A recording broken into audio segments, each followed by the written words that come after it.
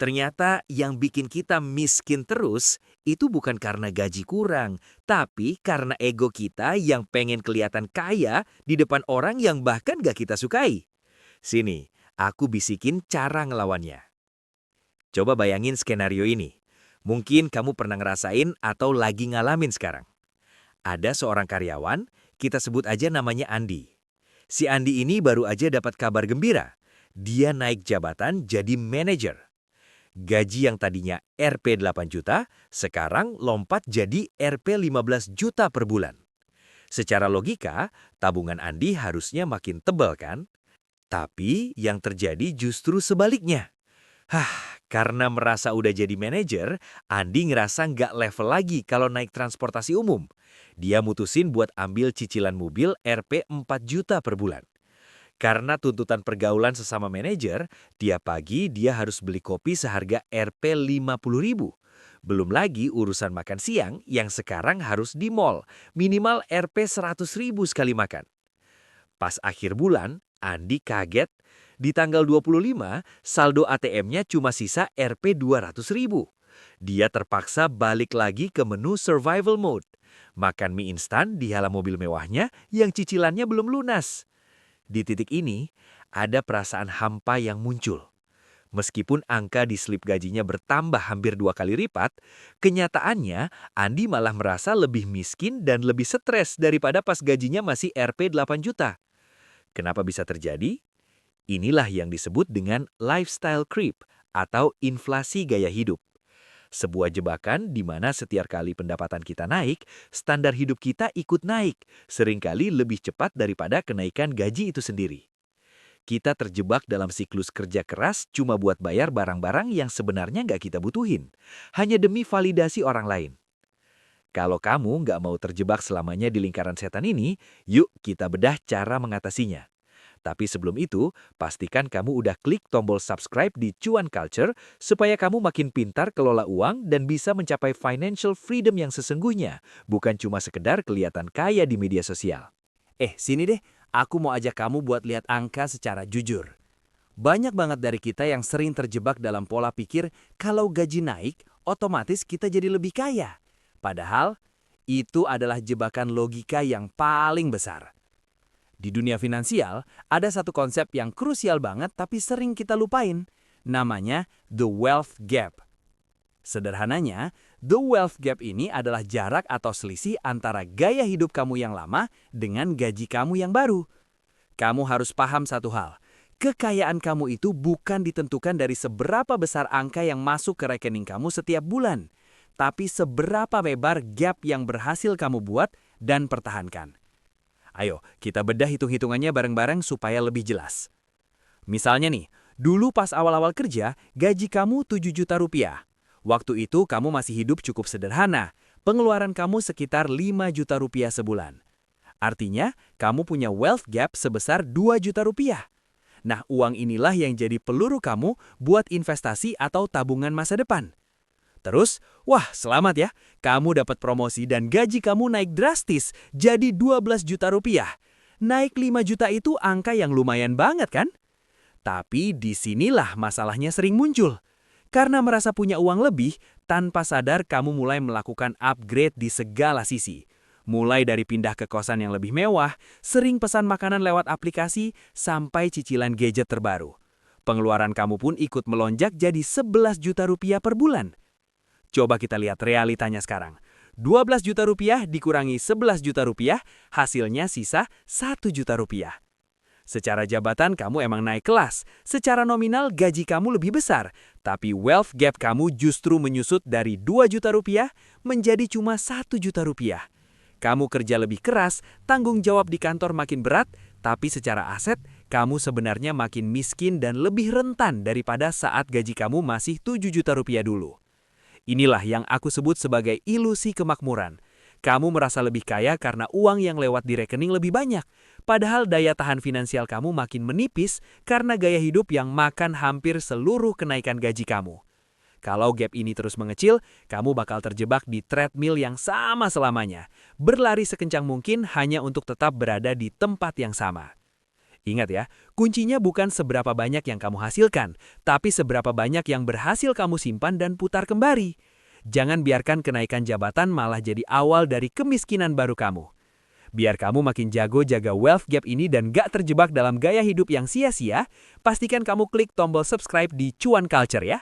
Aku bakal terus bagiin strategi supaya kamu bisa mencapai financial freedom yang sesungguhnya, bukan cuma sekedar kelihatan kaya di depan orang lain. Jangan panik dulu ya. Aku punya 3 resep rahasia buat kamu supaya kenaikan gaji itu beneran bikin kamu kaya, bukan cuma numpang lewat di rekening. Yuk, kita bedah satu persatu strateginya. Pertama, kamu wajib pakai the 50% raise rule. Ini cara paling efektif buat mematikan bibit-bibit lifestyle creep. Logikanya gini, setiap kali kamu dapat kenaikan gaji, minimal harus 50% dari selisih kenaikan itu harus langsung dibuang ke instrumen investasi sebelum kamu sempat melihatnya di saldo aktif. Misalnya nih, gaji kamu naik dari 10 juta ke 12 juta, selisihnya kan 2 juta. Nah, 1 jutanya langsung kamu setel auto debit buat DCA di reksadana atau saham. Kamu cuma boleh pakai 1 juta sisanya buat nambah biaya hidup atau self-reward. Dengan cara ini, standar hidup kamu memang naik sedikit, tapi aset kamu melonjak jauh lebih cepat. Dengan suara tertahan dan dekat ke mic. Kedua, terapkan 48-hour rule. Kita sering banget terjebak belanja impulsif karena dorongan dopamin sesaat. Jadi, kalau kamu lagi naksir tas bermerek, sepatu lari terbaru, atau gadget yang sebenarnya belum butuh-butuh banget, jangan langsung klik check out. Tunggu dulu selama 2 hari atau 48 jam. Biasanya setelah 2 hari, nafsu belanja itu bakal meredah karena logikanya sudah balik lagi. Kamu bakal sadar, oh ternyata HP yang sekarang masih bagus kok, atau tas itu cuma lapar mata doang. Percaya deh, aturan ini bisa menyelamatkan jutaan rupiah uang kamu setiap bulannya. Ketiga, yang gak kalah penting, kamu harus buat lifestyle ceiling atau batas atas gaya hidup. Kamu harus punya janji sama diri sendiri. Apapun yang terjadi, pengeluaran bulanan aku nggak boleh lebih dari angka X. Dengan cara yang lembut tapi tegas. Contohnya nih, meskipun karir kamu makin moncer dan gaji naik sampai 20 juta atau bahkan 30 juta, kamu komit buat tetap hidup dengan budget 10 juta sama kayak pas posisi kamu belum naik jabatan. Dengan mengunci batas atas pengeluaran, kamu lagi membangun mesin uang yang luar biasa besar di masa depan. Ingat ya, tujuannya itu beneran wealthy, bukan cuma sekedar kelihatan rich. Dengan nada hangat dan mendorong, kalau kamu mau terus dapat strategi keuangan yang masuk akal dan bikin masa depan kamu aman, pastikan kamu klik tombol subscribe di Cuan Culture. Aku bakal terus temenin kamu buat bangun strategi supaya kamu bisa mencapai financial freedom yang sesungguhnya tanpa harus terjebak gengsi yang gak ada habisnya. Sekarang, aku pengen ajak kamu buat lihat simulasi nyata. Biar kamu dapat gambaran seberapa besar pengaruh wealth gap ini buat masa depan kamu. Seringkali, kita ngerasa uang kecil itu nggak berasa. Tapi kalau dikelola dengan strategi yang benar, hasilnya bisa bikin kamu kaget. Misalnya nih, kamu berhasil nahan diri buat nggak upgrade gaya hidup berlebihan pas gaji naik. Kamu konsisten masukin selisihnya, katakanlah sebesar 3 juta per bulan ke instrumen investasi dengan return rata-rata 8% per tahun. Coba tebak, dalam 10 tahun, uang kamu jadi berapa? Angkanya bisa tembus lebih dari 550 juta. Itu 1,5 miliar lebih hanya dari uang yang nggak jadi kamu habisin buat hal konsumtif.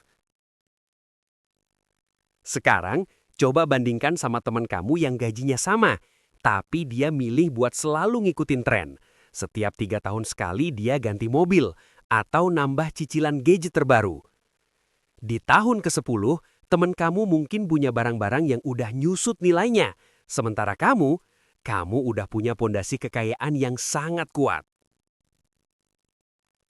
Aku mau tekenin satu hal ke kamu. Kamu itu bukan lagi hidup menderita atau pelit sama diri sendiri. Sama sekali bukan. Kamu itu cuma lagi mempraktekkan delayed gratification, menunda kesenangan sesaat demi kebebasan selamanya. Bayangin deh, rasa tenang yang kamu rasain pas kamu bangun tidur dan tahu kalau dana darurat kamu aman, nggak ada utang yang ngejar-ngejar, dan masa tua kamu udah terjamin. Rasa tenang itu jauh lebih mewah daripada mobil baru atau tas branding manapun. Strategi ini bukan tentang seberapa banyak yang kamu hasilkan, tapi seberapa banyak yang kamu pertahankan dan kamu kembangkan. Kalau kamu mau terus dapat strategi keuangan yang masuk akal dan bikin masa depan kamu aman, pastikan kamu klik tombol subscribe di Cuan Culture. Aku bakal terus temenin kamu buat bangun strategi supaya kamu bisa mencapai financial freedom yang sesungguhnya tanpa harus terjebak gengsi yang gak ada habisnya. Karena di sini, kita nggak cuma mau kelihatan kaya, tapi beneran kaya. Nah, sebagai penutup, aku mau kamu ingat satu hal yang benar-benar penting. Kebebasan finansial itu nggak pernah datang dari seberapa sering kamu pamer di media sosial, tapi dari seberapa kuat disiplin kamu di balik layar. Jujur ya, kamu nggak butuh validasi dari orang lain lewat barang-barang bermerek atau kopi mahal setiap hari yang sebenarnya cuma bikin kantong bocor.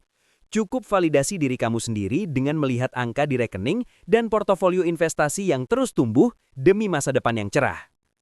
Mulai hari ini, coba deh kamu duduk tenang, buka catatan keuangan, dan cek lagi seberapa lebar wealth gap yang sudah kamu bangun. Gini perhitungannya, kalau gaji kamu naik 30%, tapi pengeluaran kamu juga ikut naik 30% atau bahkan lebih, artinya wealth gap kamu itu 0. Sayangnya, itu artinya kamu cuma bekerja untuk membiayai gaya hidup, bukan untuk membangun kekayaan. Jangan biarkan lifestyle creep mencuri kebebasan masa tua kamu. Fokus lebarkan jarak antara penghasilan dan gaya hidup kamu. Minimal, sisihkan 20% dari setiap kenaikan gaji langsung ke pos investasi sebelum kamu sempat memakainya. Semangat ya, aku yakin kamu pasti bisa keluar dari jebakan ini dan jadi lebih bijak dalam mengelola uang. Kalau kamu merasa video ini membantu kamu melek finansial dan kamu ingin terus dapat strategi keuangan yang masuk akal, pastikan kamu klik tombol subscribe di Cuan Culture. Aku bakal terus temenin kamu buat bangun strategi supaya kamu bisa mencapai financial freedom yang sesungguhnya tanpa harus terjebak gengsi. Sampai ketemu di video edukasi seru lainnya.